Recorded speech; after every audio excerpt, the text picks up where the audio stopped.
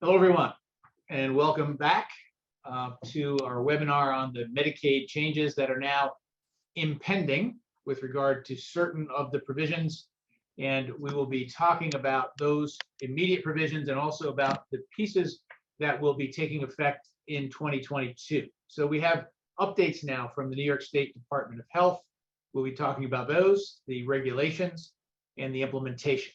And there are still, as always with new regs like this that make major changes to a program, there are unknowns. So we'll try to identify the unknowns for you and point out where we still need to gather information and experience in how these rules will impact each of our clients. So we are Pierro, Connor, and Strauss.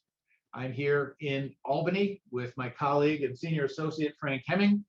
Many of you have seen Frank on prior webinars dealing with Medicaid, and joining us from our New York City office will be Peter Strauss momentarily.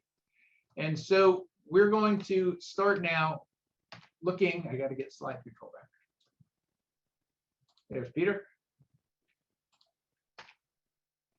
We're going to be looking at long-term care and Medicaid and how Medicaid has been a solution for New Yorkers and how that solution has just gotten very much dissipated in terms of the ability to access Medicaid home care and remain in the home.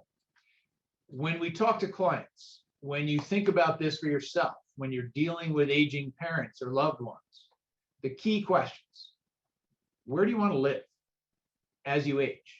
It's kind of like, what do you want to be when you grow up? Well, once you've grown up, where do you want to live when you age? Where will I be? Am I going to hunker down in my own home? If I am, do I have a plan?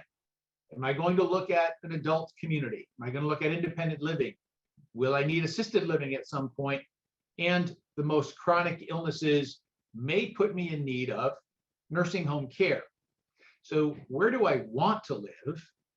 How do I plan for that? And if I do want to live in my own home, who will take care of me?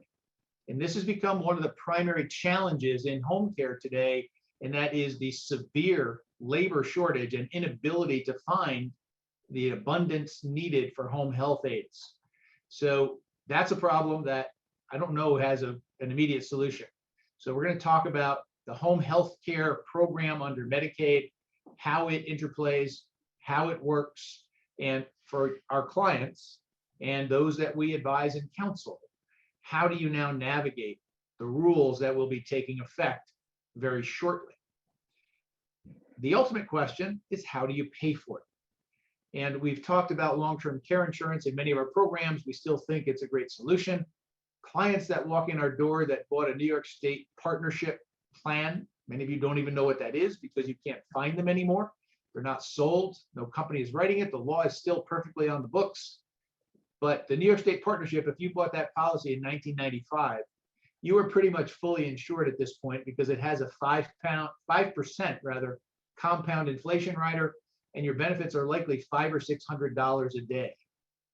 Not many people have enough long-term care insurance to pay for the current cost of care.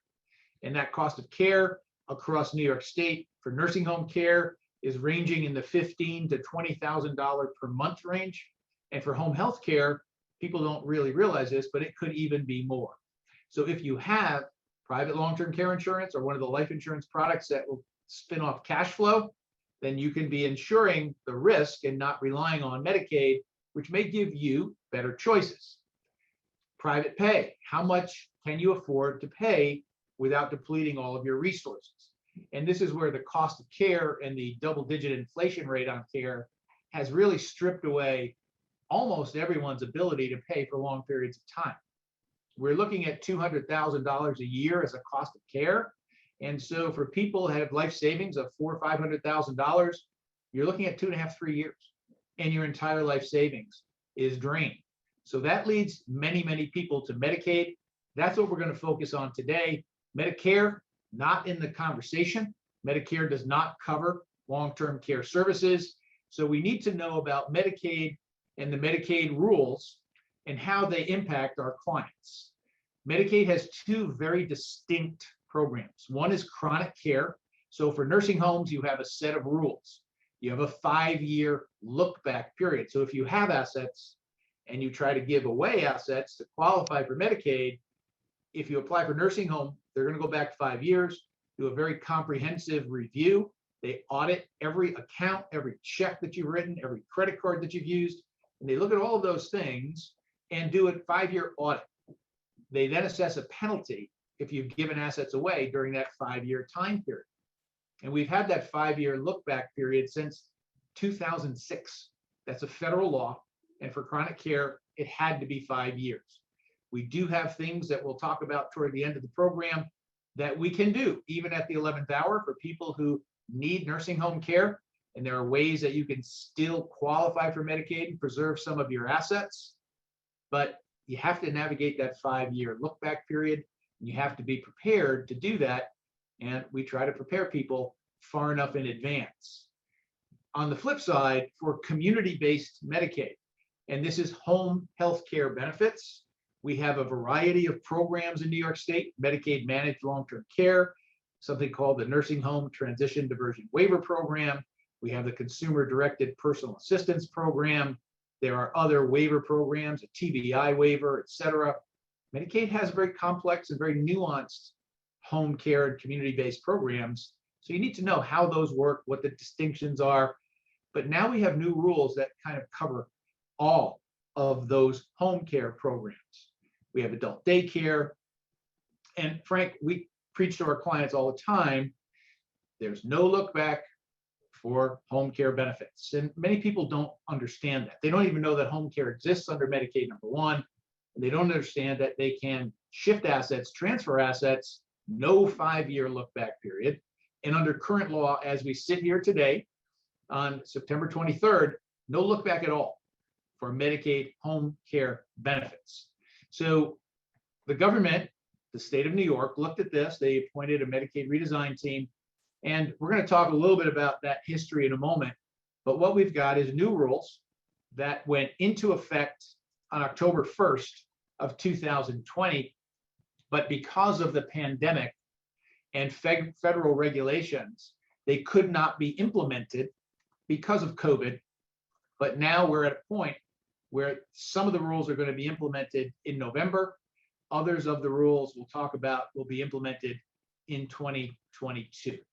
So the effective dates are critical. We'll talk about those in some more detail.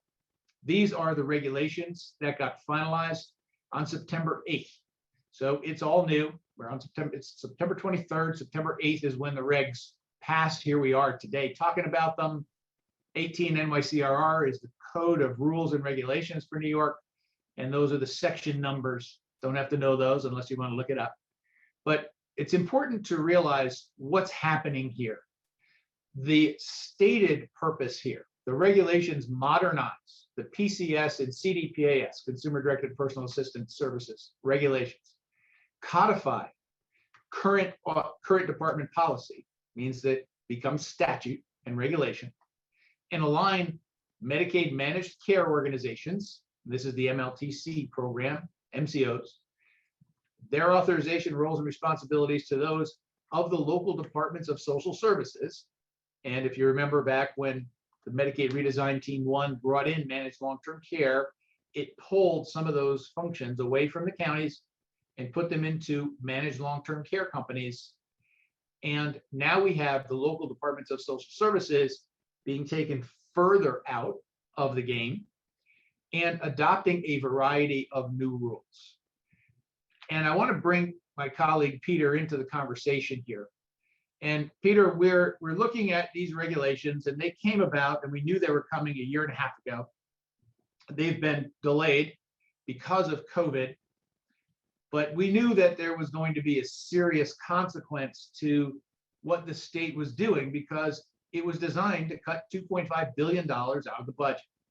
And anytime you're designing a budget cut, you're not enhancing programs. So New York has, for many years, had a very strong policy of protecting people and maintaining their independence in their homes. But this is really a shift from that, isn't it? This is historically horrible. I mean, this is budget cutting in the guise of trying to improve care.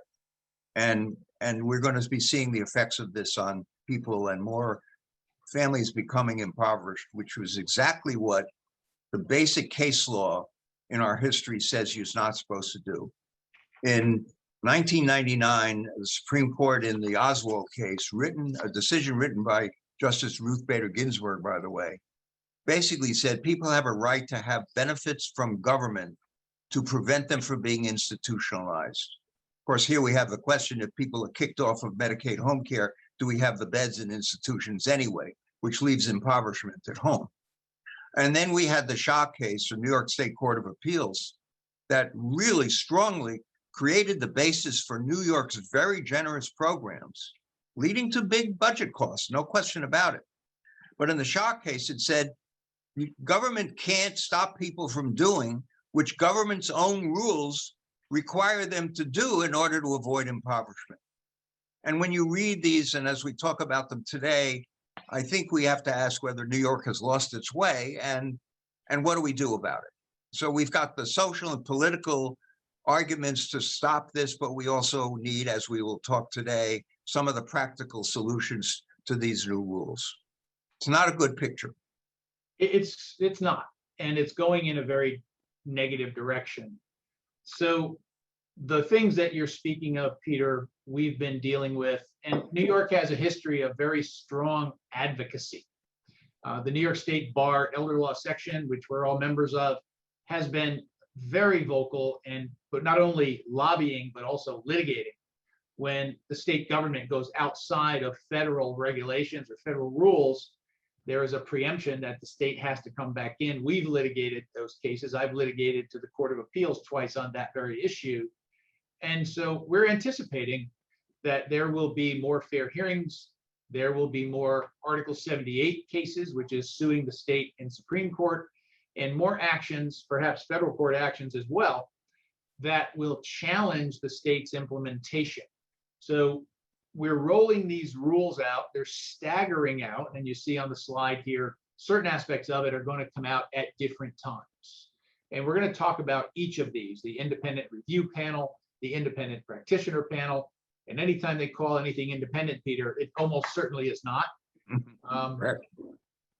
So this is what we will be dealing with, and we encourage all of you watching and listening today to become part of the advocacy that will be necessary to make sure these rules are implemented fairly and that people's well-being is not put in jeopardy. As you mentioned, one of the results of not being able to get home care, we're going to see how the new 12-hour safety assessment is going to work. One of the results of that is premature institutionalization. And so that is something that we will fight against and advocate against as these rules are implemented. And as you see there on the slide, they still need clarification from the Centers for Medicare and Medicaid Services. They still need approval for certain aspects of this, yet they're moving forward, and they're going to use the minimum needs requirements need to be implemented.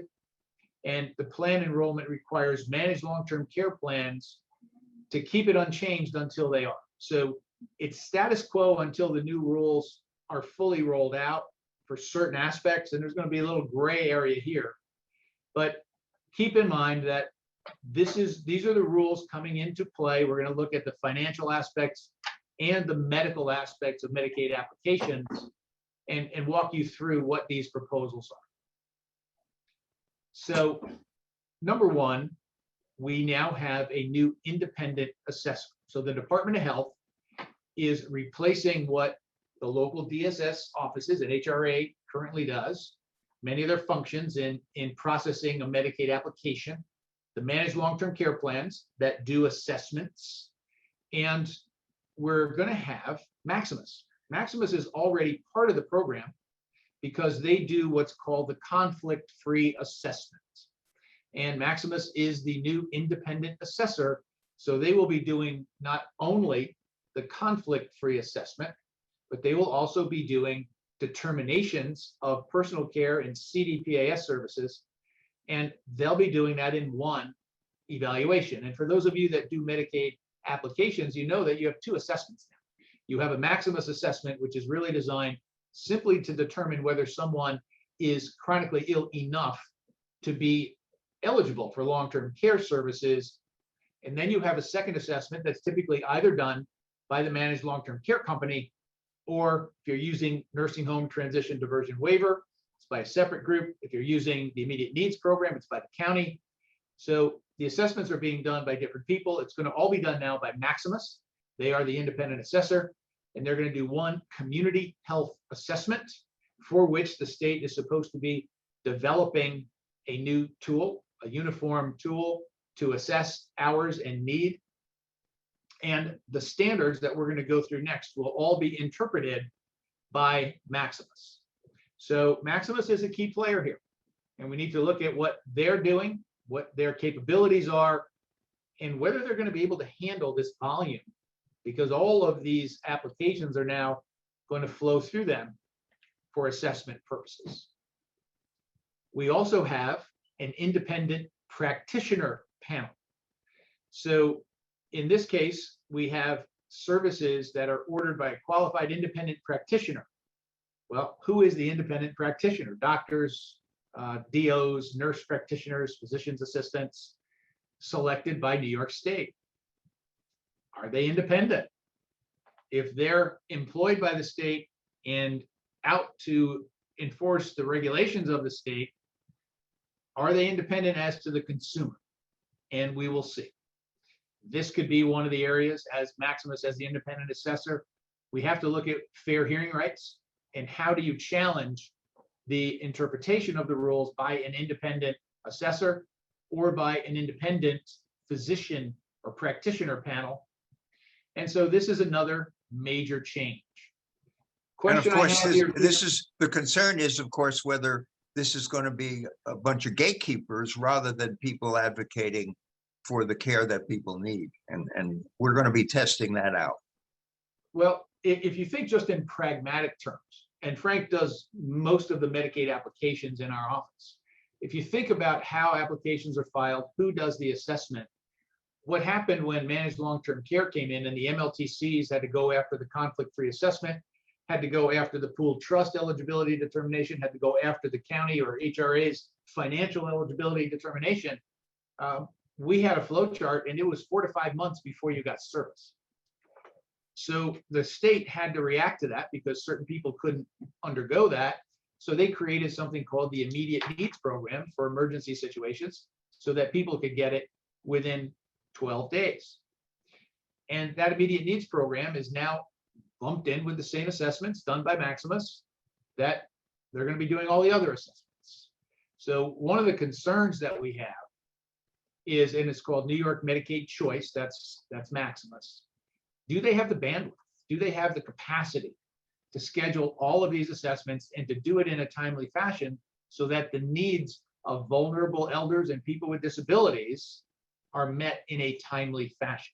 Something that we will rely on all of you to report back. And I am a big fan of, as you know, Valerie Bogarts and the New York Legal Assistance Group, NILAG. And Valerie on her website has invited commentary as these new rules roll out. If you are experiencing these types of delays, to let them know, because they're going to be compiling information and data with regard to the rollout of the new rules and the impact on the timely processing of Medicaid applications for those Medicaid recipients. So this is Medicaid and CASA, all of the assessments that are being done, OPWDD, TBI, NHTD, the waivered services plans, all of this now falling under a single roof, under Maximus roof. I hope they do a good job. I hope they can handle this, and I hope things go well and they enforce the new rules very fairly, but we will need to keep a close eye on that. In terms of the eligibility criteria, we are right now working with 2 out of 6 activities of daily living. And ADLs typically are bathing, dressing, toileting, transferring, continence, and feeding, feeding yourself. Those are the 6 that are typically used in a variety of contexts. They came in HIPAA for long-term care insurance. Medicaid has a few more activities, and IADLs that they utilize. But it used to be 2. Now it's going to be more than 2. So 3 or more ADLs under the new assessment rules in order to be determined to be eligible for long-term care services. For someone who has Alzheimer's, dementia, it's at least 2 or more. So now, in addition to having the cognitive impairment, you have to be determined unable to meet your needs for more than 1 ADL. So 2 for dementia, 3 or more for non-dementia patients. For people already receiving personal care, housekeeping, or CDPAP services, they're grandfathered in under the previous rules. And that's a key word. That's a key word in all of our planning that we do, that is grandfathering. Because for people who are eligible prior to the imposition of the new rules, here they're going to be grandfathered in under the old standards. So applying for Medicaid now makes a big difference. If you apply after the new standards are imposed, you're going to be judged under those new standards. And Peter, this is one that gives me a lot of pause. When managed long-term care came in, and you have your clients go and they get assessed by an MLTC, and the MLTC says, well, all we can give out is 4 hours a day. I've heard that from 100 clients. This is all we can give out. It's all we're authorized to give out. We can only give you 4 hours a day. And we know that that's not true. That the regulations in New York allow for up to 24/7 care. And we had one case very recently where the person was basically bedbound, had zero ability to ambulate, needed personal care 24/7, and they gave them 4 hours a day. And so we have to appeal those decisions. And there was a report that was issued after all of this kind of came to light. And that's why it's so important that everybody communicate their experience in the system. And it was called Mismanaged Long-Term Care. And it was done by the National Academy of Elder Law Attorneys, the State Bar, NILAG, and a number of other groups. And they tracked all of the fair hearings that challenged the suppression of the hours of care and the awarding of hours of care, and found that 99% of the cases were overturned on appeal. It was then that the state went and said, well, you can't just go to fair hearing. You first have to exhaust all of the internal appeals. So for years, they were trying to plug the holes in managed long-term care to cut the services and the cost of the program, but they didn't have the statute and regulations that they needed. Now, state believes that they do. They believe that they can curtail care based upon these new regs in ways that they couldn't under the original MLTC program. So the 12-hour artificial line, if you need 12 hours per day or more, you go to another independent review panel. And this is, again, appointed by New York State. Maximus, I guess, is going to choose the panel. And if you need 12 hours or more, it's going to require an additional evaluation. And they're going to have to show that you can safely be maintained in your home. And the IRP, the Independent Review Panel, will review the plan of care, make sure it's reasonable, appropriate to maintain the person's health and safety. And Peter, I see this as a way to cut hours and to give people another hurdle that they have to jump over to get the care that they need. Absolutely. I mean, almost every one of these accomplished part of what you're saying. This is sort of the last straw here in cutting back services. I mean, what does safety mean? I mean, it's such an amorphous term. Suppose the stairway is a little steeper than the neighbor's stairway, and your bedroom is upstairs and the bathrooms are upstairs. I mean, they're not going to be going out and investigating the circumstances of the physical surroundings. I mean, this is absurd. It's going to result in a lot of hardships. But what they're trying to do is solve the problem so they can defeat our argument that too much government power was being given to manage long-term care agencies. Well, they're pulling that back in a sense. Now they're drawing these bright lines, and you've got various stages of bright lines that we're going to have to meet through our advocacy to get people the kind of care that they really need. And you can't use your own physician any longer. Your own physician's testimony doesn't mean anything. except perhaps on an appeal. That's an important point to make, because when we do a Medicaid home care application, we will first reach out to the individual's own primary care physician or specialist, especially if it's dementia, we'll go to the neurologist, and we will get a statement from them. It used to be required, and they called it the M11Q. And we still use something very similar to the M11Q. And that was the physician's determination of the need for care with specificity.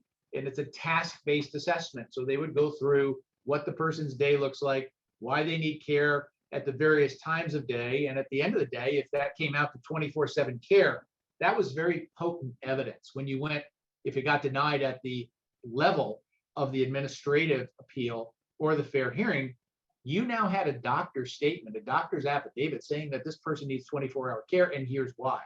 And very often the MLTC didn't have anything close to that in terms of its potency. So administrative law judges, that's why they went with and overturned all of those denials, because you had evidence. Well, the primary care physician, the person's own doctor, is no longer part of the plan. Now we have independent physician panels, independent practitioner panels that are going to do an assessment.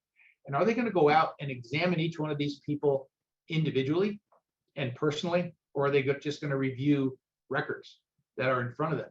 Maximus has to go out. These have to be in-person interviews. And that's going to be a lot of home visits for Maximus, far in excess of what they have now with the conflict-free assessments. And that's why we think this is going to be a challenge. And they're going to have to really. Well, that's correct. I mean, look at the word review. It doesn't say an additional medical evaluation. It says review. They're going to look at the paperwork and who's paying them. You know, it's a very simple concept. So November 8th is the implementation date for these, but they're going to be staggered in, and they have to get these apparatus in place. So you need the independent review panel, the practitioner panel, and we need the independent assessment tool that's being developed. But Maximus is the independent assessor, and they've begun to gear up to take on this responsibility that is now spread out among the MLTCs, the counties, nursing home transition diversion waiver programs, and it's all going to be centralized in the Maximus stable. But I have to say, Lowell, if our viewers look at the last bullet point, I think you just switched slides. It said the independent review can't result in a recommendation or a direction as to a certain number of hours. So even if the review panel thinks that the original assessment was incorrect, they really can't correct it very much. Yeah. I mean, I think that's going to be one of our big argument points here.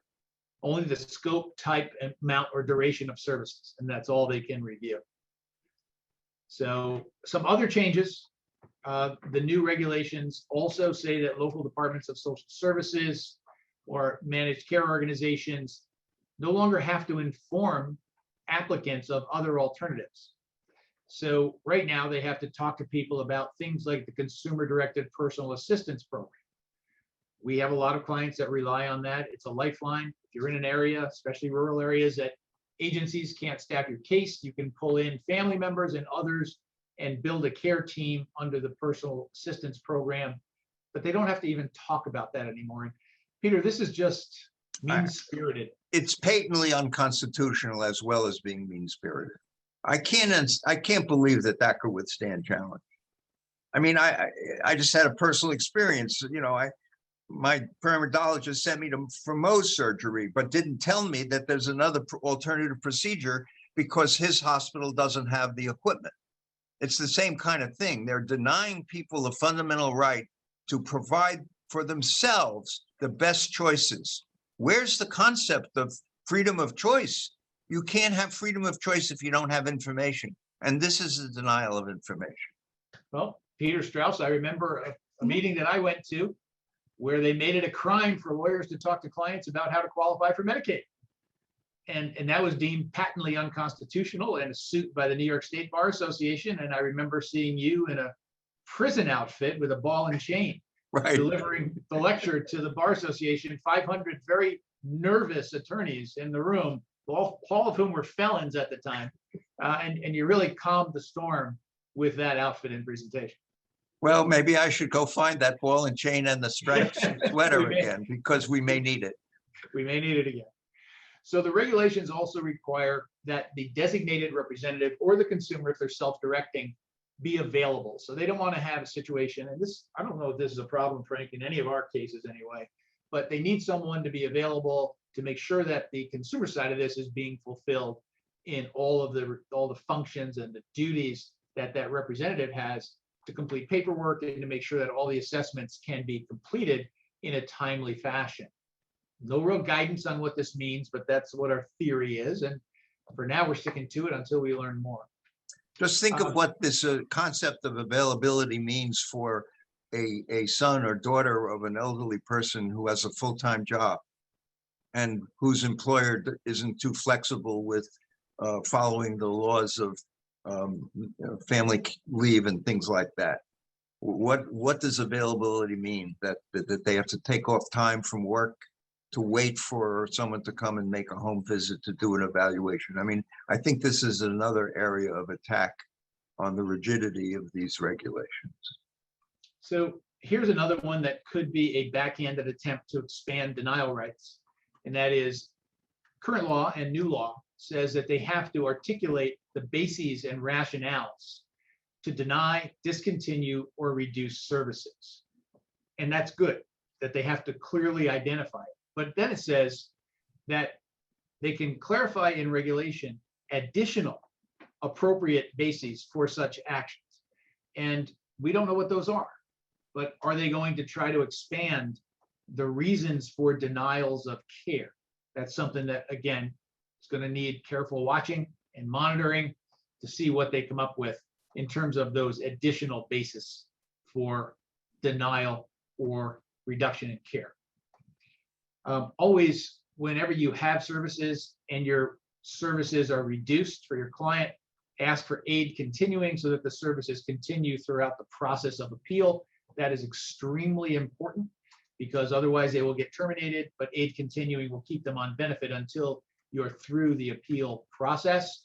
And again, we recommend that if you do have experience as we roll these regulations out, that you provide that information to independent.assessor@health.newyork.gov. Questions about the regulations. NILAG.org, you can find out where to send those comments with regard to the implementation of the new regs. So I want to get into the next aspect of these new regulations. And this is the one that got the most publicity. But as you can tell, hearing the changes in the eligibility rules, non-financial but medical, and the process and the apparatus of who is going to do the assessments and how are they going to be done and who is going to be reviewing it, taking away the personal care physician. Those changes are just as detrimental as the look back period. However, that got the most publicity. So I'm going to bring Frank Hemming into the conversation now to talk about the look back period. And Frank, it got a little confusing because these rules went into effect Still confusing. October 1st. So if you transfer assets on or after October 1st of 2020, 1 year ago, those transfers come into play, but they did not implement the rules on application to impose a look back or penalty because of COVID. So they kept kicking the can, and it's 3-month extensions. So it was October 1st, January 1st, April 1st, July 1st, October 1st, then January 1st, and now we're looking at April 1 of 2022. So just talk a little bit about the interplay between the look back period and that transfer date where the new law got imposed. Sure. So going to throw a lot of dates around, going to try to make this simple, even though it's not a simple concept, as Lou was just alluding to, because we have a lot of dates going around.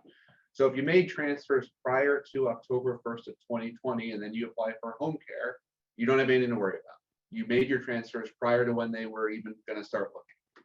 If you started transferring things after October 1st of last year, now we start to get a little concerned because now they could look. It's just a matter of, are they really looking, or is it just that they could look?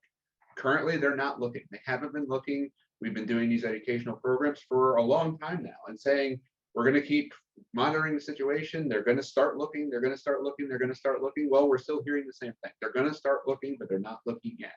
So as far as we know, our best date to target now of when they're going to start looking is April 1st, 2022, next year, just because of with the interplay of the federal regs and the COVID epidemic and the public health emergency. The Biden administration has said repeatedly that they're going to give states a period of time to know the public health emergency is ending and to give states the ability to ramp up to go back to kind of the way things were always supposed to be happening. So if all that happens, we get that grace period. That's why we're thinking end of first quarter next year is really when that could happen, just because of where we are in the calendar and how all this is working.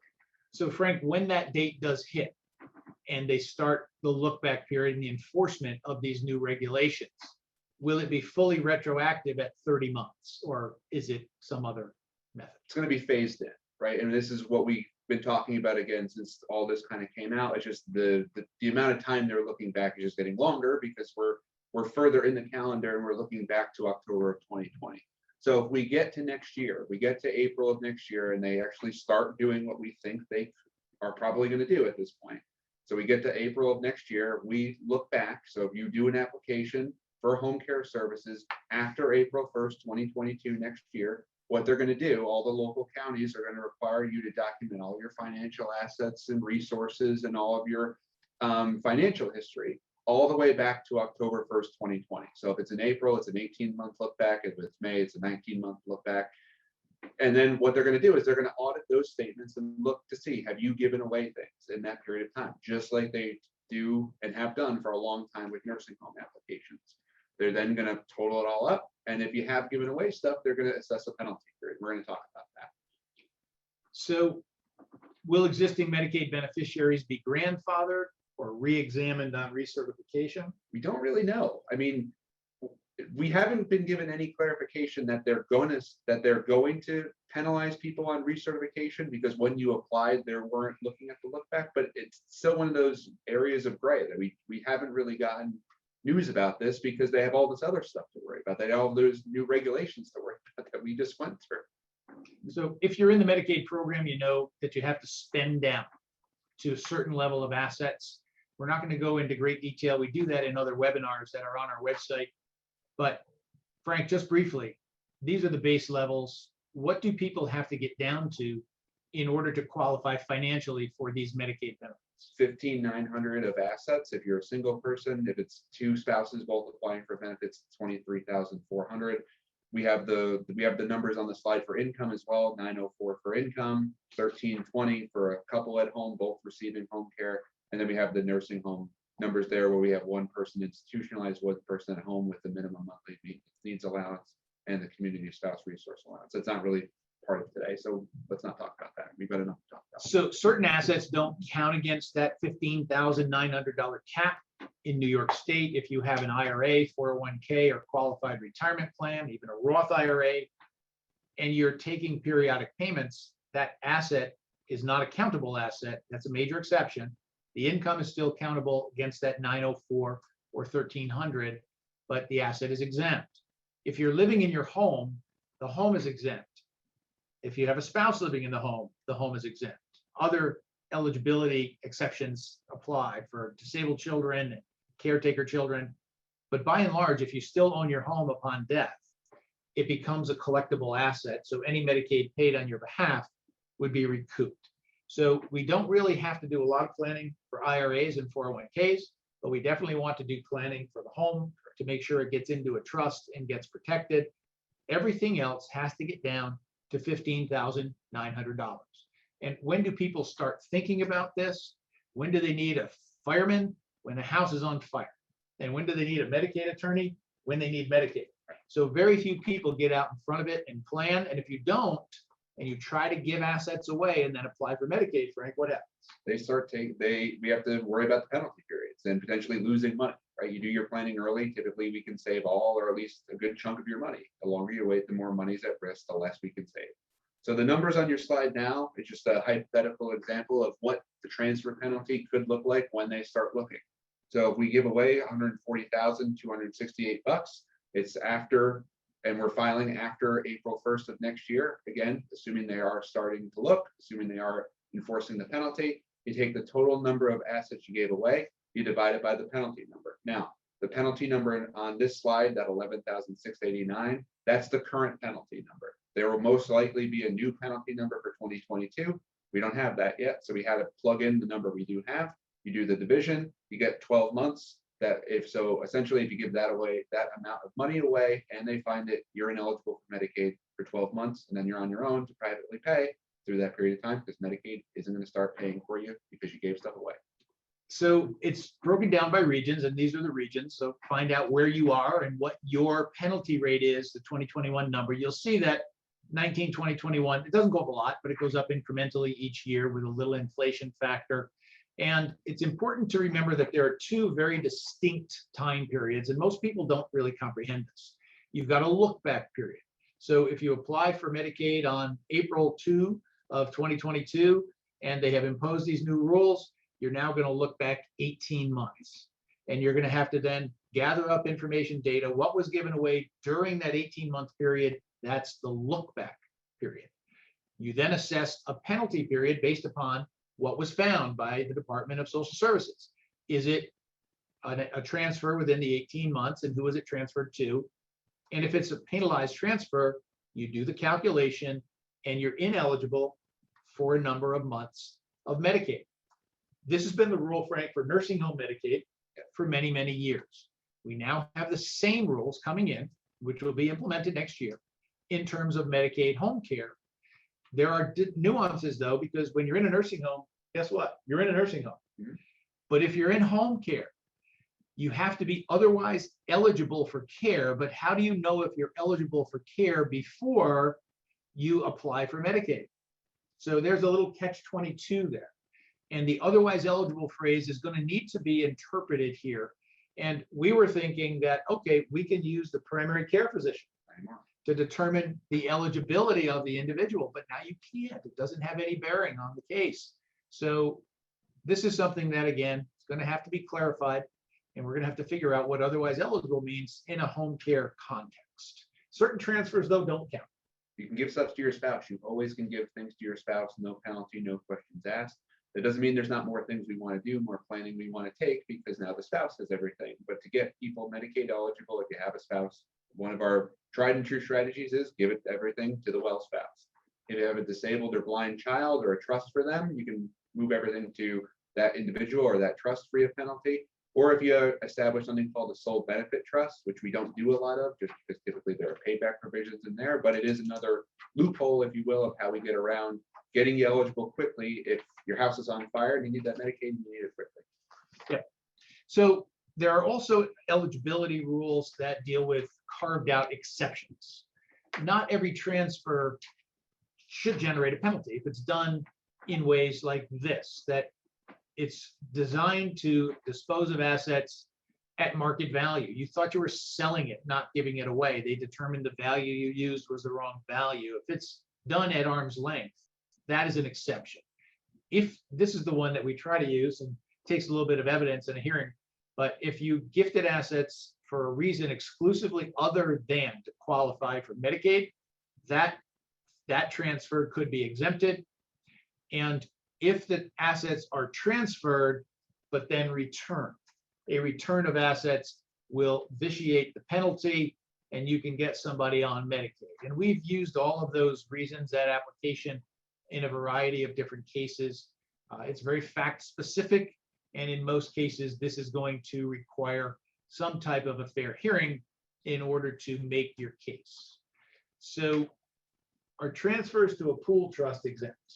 We still don't know. So again, as far as we know, let's rephrase this. Pool trusts are great, right? We use them all the time for our home care cases because it's what lets you save your income over the $904 allowance you currently have. Without pool trusts, people couldn't stay at home. They couldn't pay for their home. They couldn't pay for the other aspects of their life. So as far as we know, these aren't going to be penalizable transfers. We still don't really know. There's still ongoing advocacy by the Bar Association, by NALA, by the Pool Trust Coalition. We don't know, ultimately. It's one of these other gray areas. We think they're fine. We're going to keep operating with them until we hear otherwise.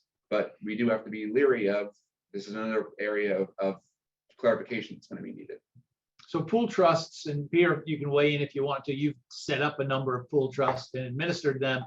They're a creation of statute. Their federal law allows the statute. And Peter, I think you're muted if you want to jump in. But in New York, it was carved out that someone receiving Medicaid home care benefits each month could contribute excess income. So if you're over that $904 a month and you're at home, in order to pay your rent, your mortgage, your expenses, your food, your other bills, you could contribute that excess income into a pool trust. There was no penalty period for Medicaid transfers for home care, so it didn't generate any issue. Now we do have, or will have, penalty periods for home care. So that's really where the crux of the question arises. How will these new penalty rules impact contributions to a pool trust? Once the money's in the pool trust, what they're telling us is it may have to be used each and every month in order to qualify that contribution as an exempt transfer. And the big question, of course, is going to be, maybe you don't have that many expenses. In other words, your expenses are less than the contribution of your income to the pool trust. Then that differential might be treated as a transfer, and then we have all kinds of other questions. You know, what are the implications of that? So maybe you have to find that if it's required minimum distributions, you can't reduce that income. If it's income from assets that may be sheltered in a trust, perhaps, and the trust is making distributions, maybe you can combine, you know, no interest bonds or something. But this is going to be a big problem depending on how they analyze it and apply that rule. Yeah. And then, of course, you have the payback at the time of the person who's the beneficiary of that pool trust account. If there is an accumulation, there would be a payback even though it is not normally required. Yeah, it would go to the charity that operates the pool trust. So other pragmatic issues that arose as we were kind of contemplating what these pool trusts are used for. What if you use them to pay your property taxes on your home? And the property tax bill comes due once a year. And you're not then utilizing the money from the pool trust on a monthly basis. You're stockpiling it to make that annual payment of your property taxes. Does that impact the contributions to the pool trust? We don't know. We talked to some mortgage companies who would amortize the mortgage over 12 months. So it may be beneficial to actually take out a mortgage on the house, escrow the taxes, and make everything a monthly payment to drain down the pool trust.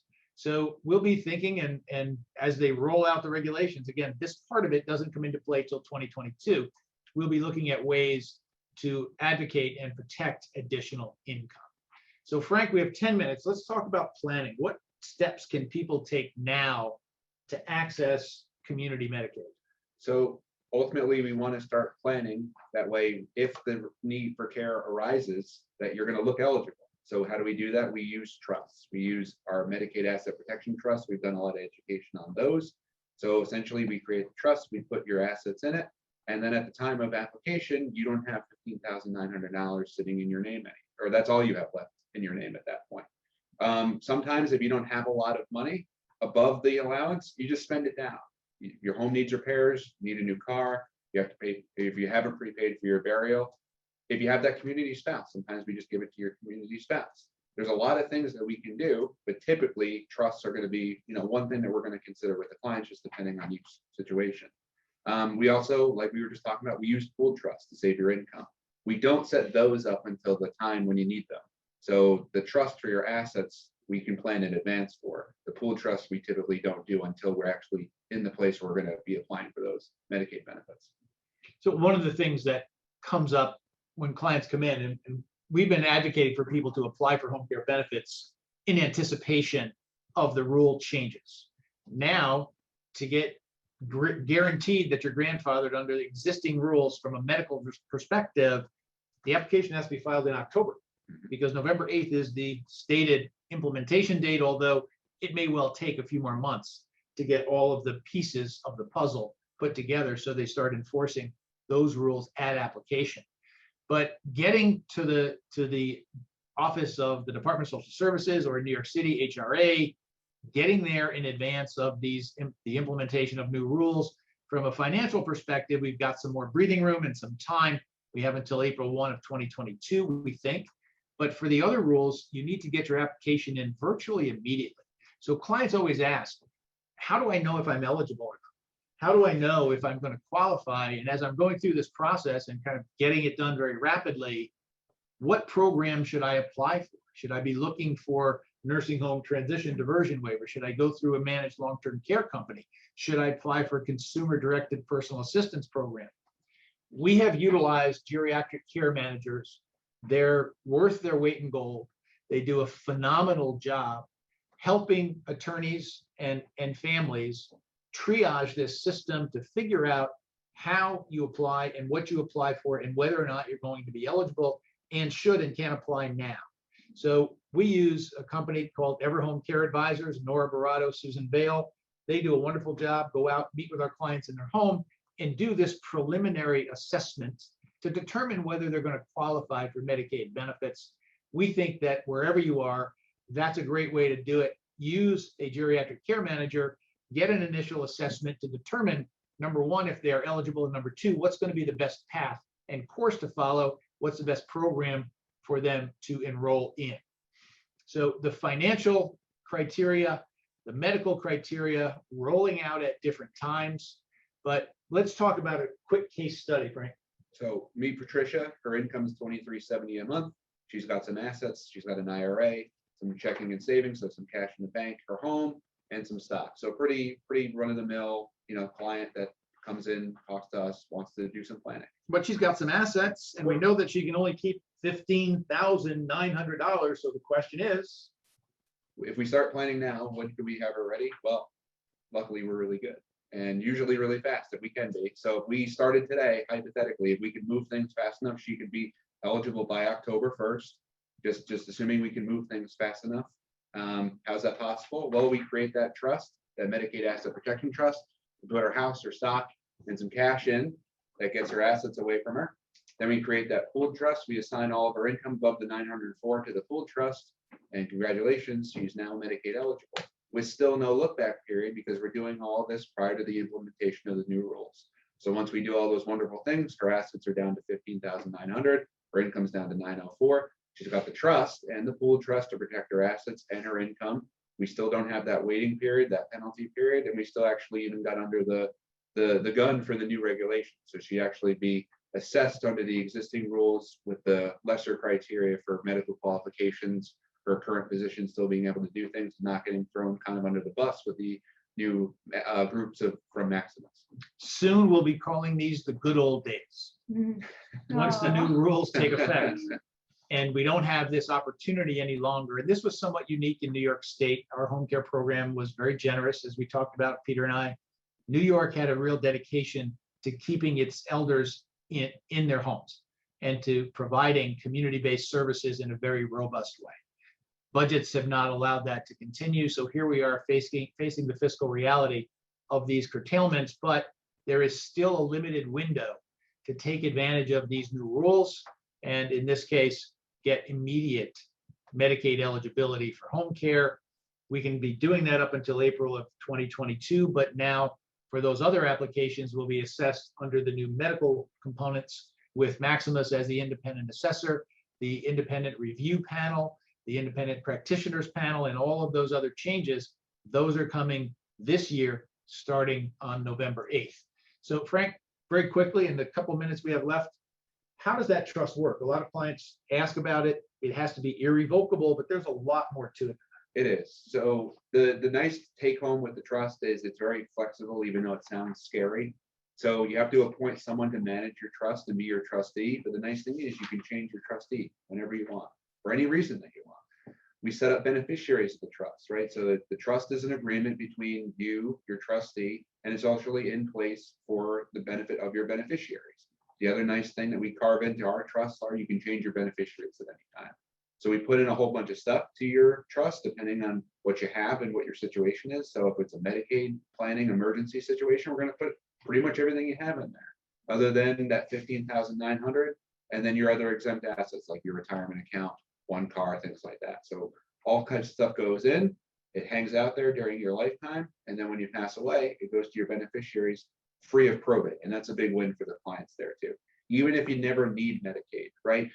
The trust does have other added benefits that would benefit you and your family. There's tax advantages there, there's probate avoidance there, in addition to the Medicaid qualification. Is there any way the trustees can access the trust, the principal of the trust for the grantors, Frank? They can, and that's a big win for everybody. So the big caveat that comes with this is if there's anything in your trust that you're going to need, right? You need cash, you want to get some things out, you want to take a trip, you want to buy a car. Your trustees can go in, get the money, pay it out of your trust to one of your beneficiaries, typically the kids or grandkids, but whoever, you have the ability to select who those people would be. But your trustee, as long as they pay the principal of the trust to a beneficiary, they can actually get it out, get it outside the trust, use it for your benefit. So it's not locked in there. Frank, very quickly, many clients ask who can be the trustee. I don't like to lose control. Who can be the trustee? Our recommendation is it's never you and it's never your spouse. Usually it's kids, but clearly doesn't have to be if you don't have a family situation where the kids are a good choice for that role. So the beauty of this is the client can retain the ability to change the trustee at any time. So whoever they choose up front, they can replace them and say you're fired. They can also change the beneficiaries on the trust. So that's a more important provision because it's a bigger stick. If one of the trustees is also a beneficiary, they can be taken off both as trustee and beneficiary. And Frank, this is the one that kind of confuses most people. In New York, there's a statute, EPTL 7-1.9, that says, with the consent of all beneficiaries, you can actually revoke an irrevocable trust. So even though it says irrevocable, if the beneficiaries consent, you can revoke it. And look at the slide, you can change beneficiaries. So that's the trust. It's been working for a long time. Just like the home care rules where we tell people, oh, you don't have any penalty period, no look back period for home care. All of the features we just talked about are carved out in law, federal law, primarily. They're not permanent. They're not in granite. So these trusts at some point in time, just like all the other things that we've been utilizing, could be put on the chopping block. So grandfathering is a very important word in all of this. I'm going to skip that slide. I do want to touch base on this because this is the fast track application for immediate needs. Yeah, so if you have somebody that they have to meet criteria, but if they meet the criteria and they need help, essentially ASAP, there is an immediate needs program. We use it all the time when we have an emergency situation. We just had an application submitted and approved through Suffolk County, which is an office that has a large volume in 4 days because it went in under the immediate needs. So in that case, we're getting that care ASAP. We are using a care manager down there to help coordinate with the care because it's a very complex care case in addition to the assets and everything else. But we love the immediate needs program because without it, you can be waiting up to those 3, 4, 5, 6 months before Medicaid's actually in place. And sometimes people need help a lot faster than that. So there are additional requirements, filing requirements, and documentation that have to be submitted with an immediate needs application. We do them as many times as we can. We're using them more and more often because the delays on the other side are just so significant. 45 days for the agency, 90 days if there's a pool trust, then you've got Maximus, then you've got the MLTC. So it can create tremendous waits. The question will arise once these new eligibility rules for financial transfers are in place on April 1 of 22. Will there still be planning opportunities to get people eligible for home care? The answer is yes. We've devised plans A, B, C, and D. We always like to have contingency plans. What's plan A, plan B, and plan C? These are somewhat complex, but they're really all the things that we do right now for nursing home care. Yeah. And we have a webinar that we did previously that really ran through these in much more detail. And as the new rules for financial eligibility become more in view, as they come over the horizon, we'll be doing more programming and education on how the new rules will work and how they're being implemented and how you and your clients can plan for Medicaid eligibility. Spousal refusal, still with us. So you can always transfer assets to a spouse and have that spouse file a spousal refusal. The county then can come back and seek contribution towards cost of care. Varies as to where you are, as to whether that's going to happen or not, but this is still an available technique. But if you're not applying for Medicaid, if your clients are not applying for Medicaid, the theme is get out in front of this. Plan, as they say, the time to fix the roof is when the sun is shining. So when your client's healthy, get the plan in place, be able to wait out those look back periods. I think that's really the key takeaway, Lou, is that once April 1st passes, there's no more almost immediate eligibility. We are going to be having waiting periods for many clients. So this means even though you don't think you're going to need to apply for community Medicaid in the near future, do the planning now if there is the possibility, so that that 2.5 years may run out before the need actually is there. So the argument is after April 1st, it's critical to plan ahead and make sure you've got enough room on the page so the D doesn't fall off. So if you need Medicaid now, geriatric care managers, get your application in, get everything buttoned down. We're doing that with a number of clients right now. And it's important to get it done in advance. So if there is Medicaid eligibility for home care now, get the application in, get grandfathered in under existing rules. Always begin with a good questionnaire. We have one on our website that you're welcome to utilize, the long-term care questionnaire. We're happy to speak with you with regard to your own personal and individual needs. And Peter, you and I are doing a program a week from today on special needs plan, which is a variation on this theme. So we would invite you all to join Peter Strauss and myself to talk about special needs planning, special needs trusts, and all the other important elements of planning for loved ones with disabilities. Again, Thursday, September 30th from 12 to 1. And with that, I want to thank you for joining us today. Peter, Frank, thank you for your valuable information and input. Beth, thank you for putting all of this together along with Tim, our other marketing team member. And thank you for joining. Hope you can join us next week at noon on the 30th for special needs planning.